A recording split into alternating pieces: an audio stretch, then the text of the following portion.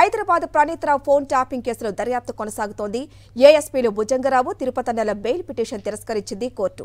ప్రణీత్కు 4 రోజుల రిమాండ్ విధించింది. అలాగే భుజంగరావు, తిరుపతన్నలకు 14 రోజుల రిమాండ్ ఆదేశించింది.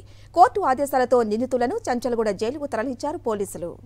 ఫోన్ ట్యాపింగ్ కేసులో కీలక మలుపు చోటు చేసుకుంది. ఎస్ఏబీ మాజీ చీఫ్ ప్రభాకరరావుపై లుకౌట్ నోటీసులు జారీ చేశారు. ఫోన్ ట్యాపింగ్ వ్యవహారం తెరపైకి రాగానే ప్రభాకరరావు అమెరికా వెళ్లిపోయారు. ప్రభాకరరావు ఆదేశాలతోనే ప్రణీత్రావు ఫోన్ ట్యాపింగ్కు పాల్పడినట్లు గుర్తించారు. మరోవైపు ప్రణీత్రావుకి సహకరించిన ఏఎస్పీలు భుజంగరావు, తిరుపతన్నలను ఇప్పటికే అదుపులోకి తీసుకున్న పోలీసులు ఇక తాజాగా గాంధీలో వైద్య పరీక్షలు నిర్వహించి జడ్జి ముందు హాజరుపరిచారు. వారికి 2 వారాల పాటు రిమాండ్ విధించింది. మరోవైపు ప్రణీత్రావు కస్టడీ ముగియడంతో ఇవాళ కోర్టులో హాజరుపరిచారు.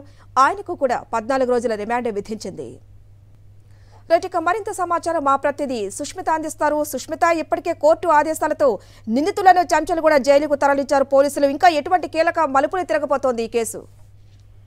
ఇప్పటికే ఎస్ఐబీ మాజీ ప్రణీత్రావు కేసుకు సంబంధించి చూసుకుంటే ఇప్పటికే కోంపల్లిలోని మెజిస్ట్రేట్ ముందు కూడా పోలీసులు హాజరుపరిచారు. అయితే ఇందులో కూడా తిరుపతిరావు, భుజంగరావుని కూడా 14 రోజుల పాటు రిమాండ్ విధిస్తూ కూడా వారు చంచల్గూడ జైలుకు తరలించారు.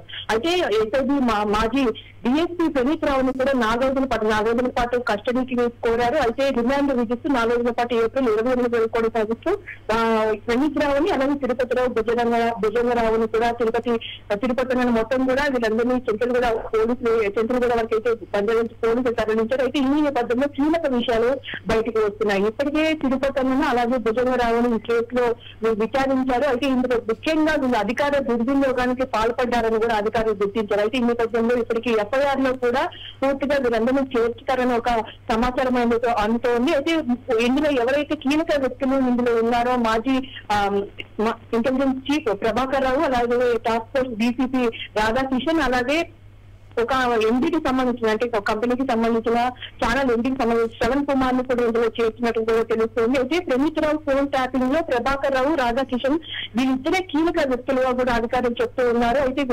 ప్రస్తుతం ఎప్పుడైతే కేసు నమోదైందో ఆ సమయంలోనే ఈ ప్రభాకరరావు, అలాగే రాధాకిషన్, అలాగే శ్రవణ్ కుమార్ కూడా వీళ్ళందరూ కూడా ఇక్కడ దేశాన్ని వదిలిపెట్టి వేరే విదేశాలకు వెళ్ళినట్టుగా కూడా అధికారులు గుర్తించారు. ప్రస్తుతం ప్రభాకరరావు అలాగే ఎవరైతే మిగతా ఇద్దరు ఉన్నారో ఒక్కొక్కరు ఒక్కొక్క దేశం వెళ్ళినట్టుగా కూడా అధికారులు చెప్తున్నారు. అయితే ట్యాపింగ్ చేసిన సమాచారాన్ని ఎప్పటికప్పుడు కూడా ప్రణీత్రావు, ప్రభాకరరావుకు అందించినట్టుగా కూడా ఈ విచారణలో తేలింది. రాజకీయ నాయకులు, వ్యాపారుల ఫోన్ నెంబర్లను కూడా ప్రణీత్రావుకి ఇచ్చిన ప్రభాకరరావు, రాధాకృష్ణ కూడా ఇచ్చినట్టు కూడా తెలుస్తుంది. అయితే అప్పటికి ప్రతిపక్ష నేతగా ఉన్న రేవంత్ రెడ్డి కూడా పూర్తి స్థాయిలో కూడా నిఘా పెట్టినట్టు కూడా తెలుస్తుంది. అయితే ఎవరైతే ప్రభాకరరావు ఆదేశించిన విధంగానే ప్రణీత్రావు నడుచుకున్నట్టు కూడా తెలుస్తుంది. రేవంత్ రెడ్డి కుటుంబ సభ్యులు కానీ అతని అనుచరులు, అతని మిత్రుల ఫోన్ పూర్తిగా కూడా ప్రభాకరరావు ట్యాప్ చేయించాడు. అయితే రేవంత్ రెడ్డి సంబంధించిన ప్రతి సమాచారాన్ని కూడా ప్రభాకరరావుకి ప్రణీత్రావు చేరవేశాడు. ప్రభాకరరావు, రాధాకృష్ణరావు నిందితులుగా కూడా ఇప్పుడు పోలీసులు అయితే ఎఫ్ఐఆర్ చేశారు. పంజాగుట్ట పోలీసులు అయితే వీరందరికీ కూడా